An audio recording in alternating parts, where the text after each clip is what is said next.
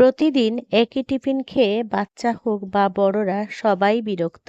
তাই আজ নিয়ে এলাম একদম ঝটপট মজাদার হেলদি সুস্বাদু টিফিনের রেসিপি, যেটা একবার বানালে আপনার বারবার ইচ্ছে করবে বানাতে। খুবই কম সময়ে হয়ে যায়, খুবই সুস্বাদু, একদম পারফেক্ট স্কুল অফিস কিংবা সকাল হোক বা বিকেলের ক্ষুধার জন্য একদম স্বাস্থ্যকর নাস্তা রেসিপি। বাড়িতে শুধু সুজি থাকলেই মাত্র 10 মিনিটে তৈরি হয়ে যাবে ভীষণই স্বাস্থ্যকর মজাদার এই রেসিপিটি। বাড়ির ছোট থেকে বড় সবাই কিন্তু খুবই পছন্দ করবে, আর আপনার কাছে কিন্তু বারবার আবদার করবে এই টিফিনের রেসিপিটি বানিয়ে দেওয়ার জন্য। স্কুলে যদি বাচ্চাদের দেন, একেবারে টিফিন বক্স খালি করে বাড়ি ফিরবে হাসি মুখে। আর যদি আপনি ওজন কমাতে চান বা ডায়েট করছেন, তাহলে আপনার জন্য এটা পারফেক্ট রেসিপি হতে পারে। তাই সকল দর্শক বন্ধুদের কাছে আমার একান্ত অনুরোধ রইল রেসিপিটি স্কিপ না করে সম্পূর্ণ দেখার জন্য। নমস্কার বন্ধুরা, জি কুক চ্যানেলে আপনাদের সবাইকে স্বাগত জানাই। চলুন শুরু করছি। এই দারুণ স্বাস্থ্যকর টিফিন রেসিপিটি বানানোর জন্য আমি এখানে অনেক রকমের সবজি নিয়ে নিয়েছি। আপনাদের হাতের কাছে যেমন সবজি থাকবে সেই রকমই নিয়ে নিতে পারেন। আমি এখানে সবজির মধ্যে নিয়ে নিয়েছি আলু, গাজর, মূলো, টমেটো, ধনেপাতা, কাঁচা লঙ্কা, পেঁয়াজ। আপনারা পছন্দ মতন আপনাদের সবজিগুলো নিয়ে নেবেন। এবারে একটা মিক্সিং বোল নিয়ে নিয়েছি, তার মধ্যে 1 বাটি সুজি দিয়ে দিলাম। আর যে বাটিতে সুজি দিলাম ওই বাটিরই হাফ দই দিয়ে দেবো। এটা আমার ঘরে পাতা টক দই। দইটা আগে থেকে বেশ ভালো করে ফেটিয়ে রেখেছিলাম। দইটা এবারে দিয়ে দিলাম। এবারে দিয়ে দিলাম স্বাদ মতো নুন। এবারে দিয়ে দেবো গ্রেট করে রাখা আলু। গ্রেট করার সময় বেশ ভালো করে ধুয়ে নিয়েছিলাম। এবারে গ্রেট করে রাখা গাজর দিয়ে দিলাম, আর দিয়ে দিলাম গ্রেট করে রাখা মূলো। আর একদম কুচি কুচি করে নিয়েছিলাম পেঁয়াজ কুচি, টমেটো কুচি, ধনেপাতা কুচি, আর কাঁচা লঙ্কা দিয়ে দিলাম কুচি। ঝালটা অবশ্য আপনাদের পছন্দ মতন আপনারা সেইভাবে বাড়িয়ে বা কমিয়ে নেবেন। আর দিয়ে দিয়েছিলাম 1 চামচের মতন গোটা জিরে। এবারে 1 কাপ মতন জল দিয়ে সমস্ত উপকরণগুলোকে বেশ ভালো করে নাড়াচাড়া করে আমাদের মিশিয়ে নিতে হবে। আমার এই রেসিপিটি যদি কোনো নতুন বন্ধু ইউটিউব থেকে দেখে থাকেন, তাহলে আমার এই ক্ষুদ্র চ্যানেলটিকে সাবস্ক্রাইব করে আমার পাশে থাকার জন্য অনুরোধ করছি। আর পাশে থাকা বেল আইকনটি অবশ্যই প্রেস করে রাখবেন। যখন আমি নিত্য নতুন কোনো রেসিপি দেবো, আপনাদের কাছে সবার আগে খুব সহজেই নোটিফিকেশান পৌঁছে যাবে। এর মধ্যে অল্প অল্প জল দিয়ে আমাদের একটা ব্যাটার বানিয়ে নিতে হবে। ব্যাটারটা খুব বেশি পাতলাও হবে না, আবার খুব বেশি ঘনও হবে না। সমানেই নাড়াচাড়া করে সমস্ত উপকরণ বেশ ভালো করে মিশিয়ে নিতে হবে। আপনারা যদি ডায়েট করেন তাহলে অবশ্যই আলুটা স্কিপ করে দেবেন, আর আপনাদের পছন্দ মতন আপনারা সেইভাবে সবজি অ্যাড করে দিতে পারেন। এইভাবেই আপনারা এই ব্যাটারটা বানিয়ে নিতে পারেন। দেখুন সুন্দরভাবে আমার মেশানো হয়ে গেছে। এবারে আমি এটাকে ঢাকা চাপা দিয়ে রেখে দেবো বেশ কয়েক মিনিটের জন্য।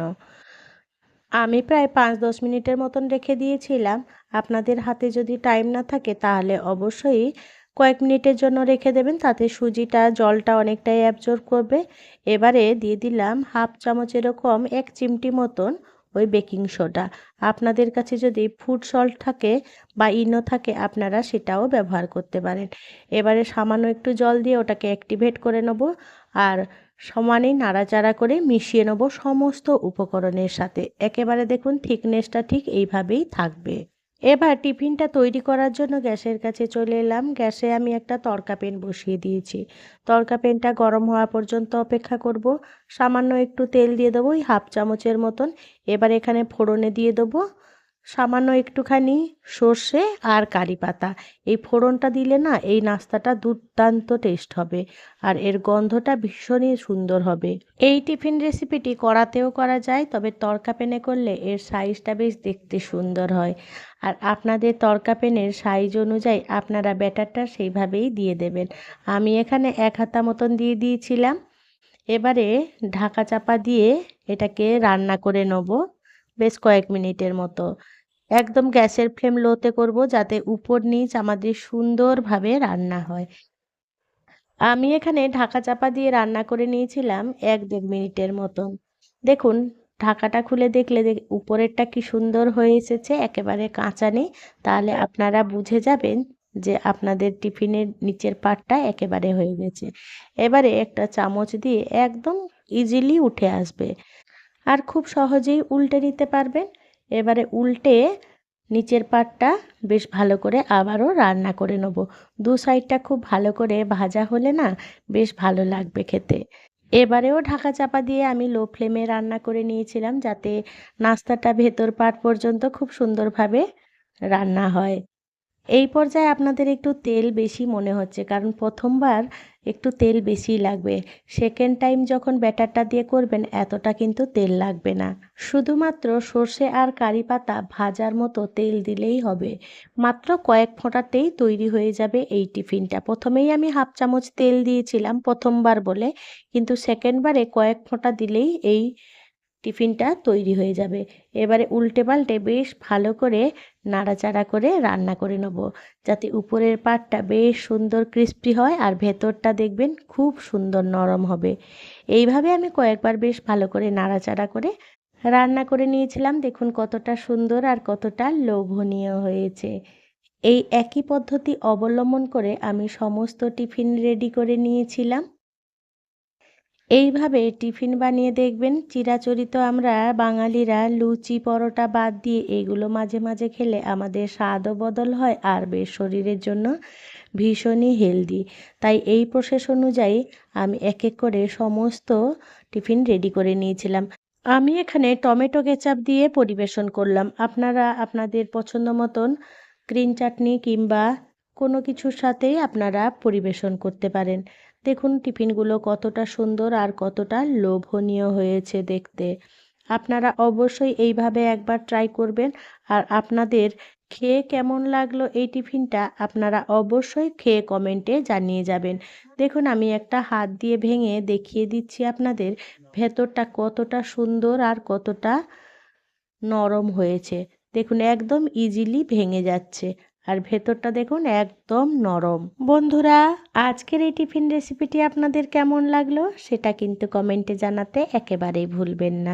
যদি কোনো অংশে একটুও ভালো লেগে থাকে তাহলে ছোট্ট একটা লাইক করে দেবেন। আপনাদের এই ছোট্ট ছোট্ট লাইক আমাকে অনেক ইন্সপায়ার করে নিত্য নতুন রেসিপি বানানোর জন্য। আর যদি খুব বেশি ভালো লেগে থাকে বন্ধু বান্ধব কিংবা প্রিয়জনদের সাথে শেয়ার করে তাদেরও দেখার সুযোগ করে দেবেন।